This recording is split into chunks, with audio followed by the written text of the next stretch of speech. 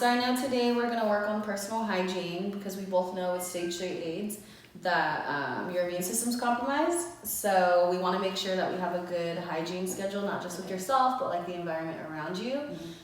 So I do want to ask you a few questions just before so I know where we can start, okay? Perfect. So how long do you typically wash your hands?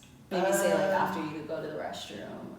Probably like 7 to 10 seconds. Okay, and do you usually wash your hands like often, like before you cook meals, or is it not so often? Not so often. Okay.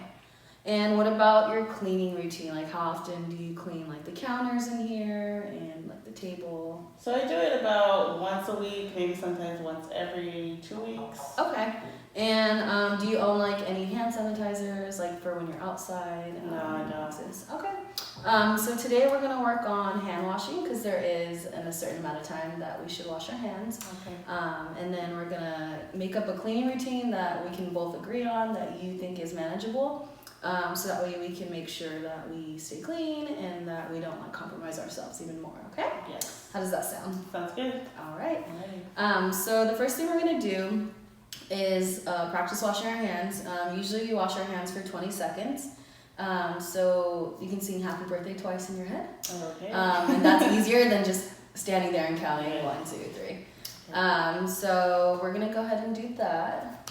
Okay, so like I said, you can sing happy birthday twice or you can just do a timer to get a feel of what 20 seconds feels like. Okay. So today we're gonna do a timer just so we can see how long it is. So do you have a timer on your phone? Yes, I do. Okay, we're gonna go ahead and use that because you'll have that with you 20 always. seconds. All right, so go ahead and press start and then go ahead and wash your hands. And when you put the soap on, you don't want to rinse them right away when you're washing because then the soap's just going to be gone and you're going to wash them with water. So we just want to make sure that we get all the germs off. And I know you said you don't wash, you wash them like when you after you use the restroom, but yeah, of course. not super often, maybe not every time. And there goes 20 seconds, so as you can see, it goes by kind of fast. Yeah. But we want to make sure that we wash our hands after the bathroom every time before we cook any meals. And we also want to refrain from like touching our eyes, our nose, and our mouth because that's where germs can get into your body the most. Especially with this virus going around, that's catching everybody. Yeah. So we want to do that every single day. We want to try to refrain from touching our face and wash our hands as much as possible. And I know you say you don't have hand sanitizer, but so it's kind of harder when you're out and about. So I do have some here for you that I can give you. Thank you. That way, if you feel like you need to wash your hands or you're like touching a lot of things out in public, just rub it until it's dry, and then you should be okay until you can get to a sink, okay? Okay, sounds All good. right, so we're going to move on to the next thing. So as you see, we use your phone, and we use our phone all the time. Our hands are constantly on it, and we're touching everything around us. So we want to make sure that we sanitize our phone, so we clean it. And I actually have Clorox wipes here that we can use. Yes, so you can go ahead and get a Clorox wipe. It's really important to sanitize our phone at the very least. I would say once a day because you're using your phone all day, every day. Yes. And your phone can hold so many germs on it. So we want to make sure that we can clean that. And do you have Clorox wipes at home for like your tables? No, I just use like a spray and a towel, so maybe I have to get some now. Yeah, if you can afford them. Cleaning with something is better than nothing, Right. but the Clorox wipe will just kill all those germs. So we want to make sure we wipe that off. Okay, all All clean. right. And just so you remember, how many seconds do you wash your hands for? 20 seconds. Yes. For our last thing, I know you said you wipe down about once a week. Where typically do you wipe down at in here? So I usually wipe the bare counters over there and then the table. Okay, so those are all good things, but we don't want to forget about the handles because those are things we touch with our hands all the time. So we want to make sure that we clean the microwave handles and the fridge handles and the stove handles too, okay? And then up there with the buttons and then around the stove. And then you said you clean once a week? Yeah, about once a week. Okay. So maybe upping that to 2 to 3, depending on how you feel. I know sometimes you feel like really fatigued. Yeah. So if 3 is too much, do 2. And you can also maybe do it like a little at a time. You don't have to do everything at once. Okay. So I'm actually gonna leave these with you so you can keep here. And then when you run out, you can always buy more. Thank you. But can you just go around and tell me which things that you think should be most important to clean? The handles on the microwave and the fridge, and then also the stove as well, and the buttons there, and also the counters. Yeah.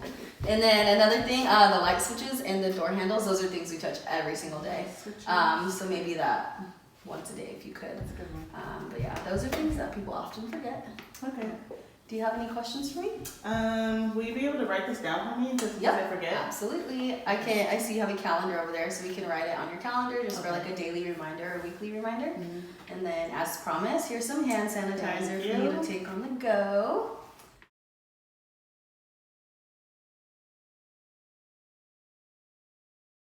Hey Andre. Hello. How are you today? I'm doing pretty good. Good. So I know last time you were feeling pretty tired. How are you feeling today?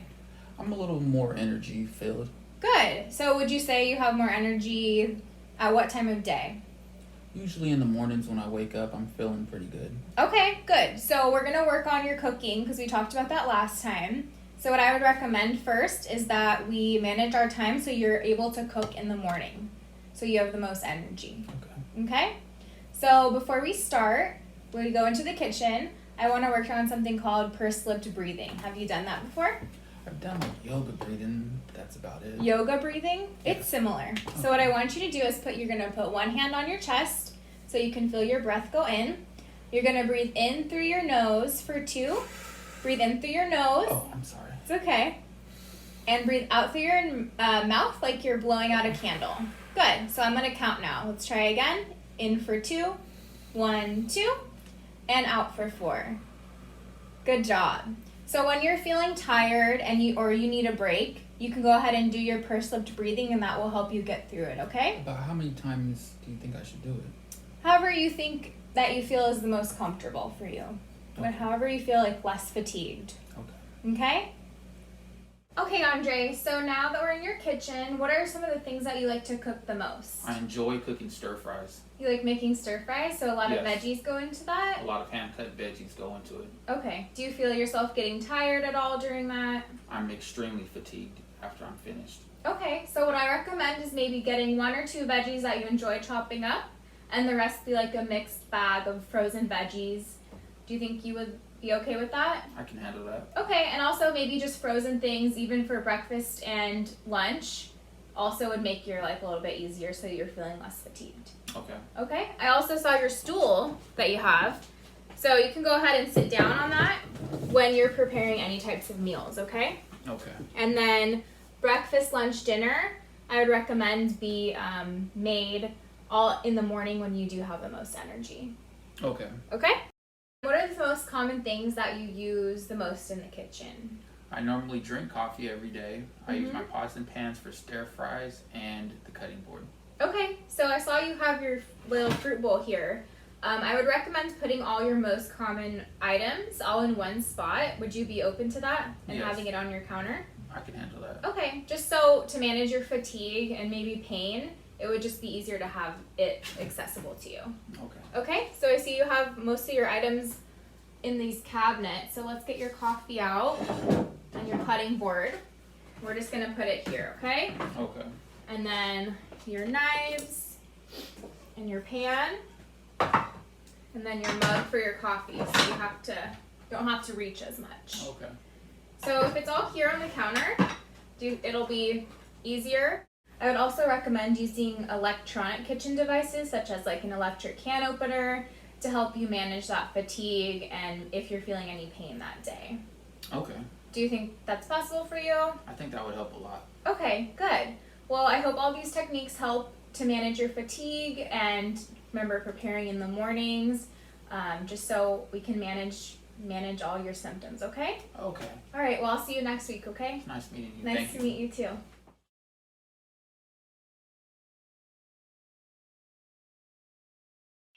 Hi, I'm Sasha. I'm the OT. How are you doing today? I'm okay.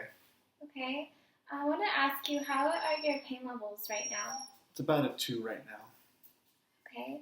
And how's your energy been? Kind of low. Low energy. Low? Okay. So I know you've been having a little bit of a hard time remembering to take your medications. Can you tell me why a little bit? I'm not sure. I just forget about them throughout the day sometimes. Slips my mind. Right. Okay. So I'm going to be here to help you with that. So this is a pill box. Do you have one now? I don't. Okay. So this pill box is cool because it has it for every day, but it also has for 3 times of each day. So that way, if you have to take medications at different times, it helps to organize with that too.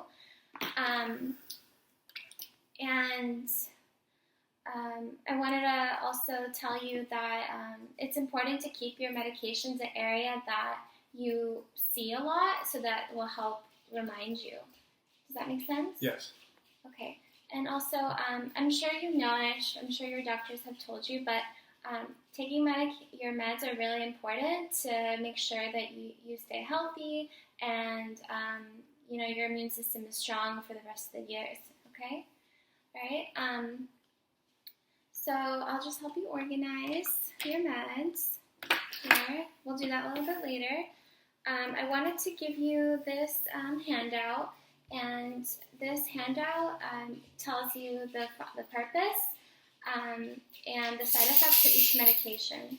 So, just so you have a better understanding of what each medication does for you. Do you have any questions? No, I don't think so. I'm just gonna read this, I guess. Okay. If you have any side effects that are not listed there or anything is very exaggerated, call your doctor right away, okay? Okay. All right. I also wanted to recommend a phone app. It's called MediSafe Medication Reminder. And it's an app that will just remind you to take your meds, right? You could also use a calendar, but you said you prefer over phone, right? Yeah, the phone's probably better. Okay. All right. MediSafe. So yeah, MediSafe. Yeah. So this is how you do it, and then you could set times for each medication. So this is going to be really helpful to remind you. Does it cost anything? No, it's free. And if I wanted to use a calendar, how would I go about that? Just mark down the days? On your phone or in person? In person. In-person calendar, yeah, you would just mark down the days every time you take your meds, and also you can maybe write down times on the calendar as well. Okay. Do you have any other questions? No, I'll figure it out. I'll try the app. Okay, thank you.